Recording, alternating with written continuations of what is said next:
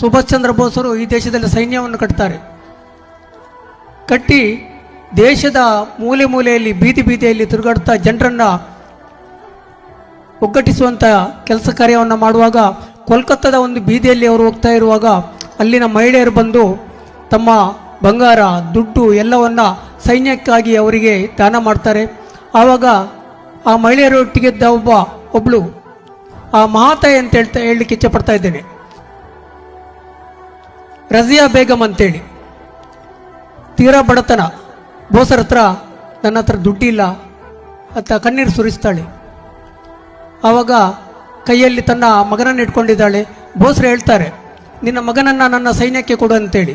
ಮುಂದೆ ಸುಭಾಷ್ ಚಂದ್ರ ಬೋಸರ ಸೈನ್ಯದಲ್ಲಿ ಆ ಮಗು ಹುತಾತ್ಮ ಆಗ್ತದೆ.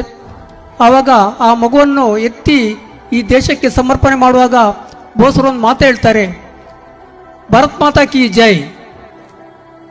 ಇವತ್ತು ಆ ಭಾರತ್ ಮಾತೆ ಪರಿವರ್ತನೆ ಆಗಿದೆ. ಇತಿಹಾಸದ ಪುಟಗಳನ್ನು ಓದುವಾಗ ನಮ್ಗೆ ಗೊತ್ತಾಗ್ತದೆ ರಜಿಯಾ ಬೇಗಂ ಯಾರಂತೇಳಿ. ನಾವು ಇವತ್ತು ಘೋಷಣೆ ಮಾಡ್ತಕ್ಕಂಥ ಭಾರತ ಮಾತೆ ಆ ರಜಿಯಾ ಬೇಗಂ. ಒಬ್ಬ ಈ ದೇಶದ ಸಾಮಾನ್ಯ ಮಹಿಳೆ ಈ ದೇಶಕ್ಕಾಗಿ ತನ್ನ ಮಗನನ್ನೇ ದಾನ ಮಾಡ್ತಾ 9 ತಿಂಗಳು ಎತ್ತು ಸಾಕಿದ ಮಗನನ್ನೇ ದಾನ ಮಾಡಿದಂತೆ ಈ ದೇಶದಲ್ಲಿರ್ತಕ್ಕಂಥ ಈ ಮುಸ್ಲಿಂ ಸಮುದಾಯ ಎಷ್ಟು ಬೆಟ್ಟದಷ್ಟು ಈ ದೇಶಕ್ಕೆ ಕೊಡುಗೆಯನ್ನು ಕೊಟ್ಟಿರ್ಬೋದು ಎಂಬುದನ್ನು ನಾವು ಇವತ್ತು ಅವಲೋಕನ ಮಾಡಬೇಕಾಗಿದೆ.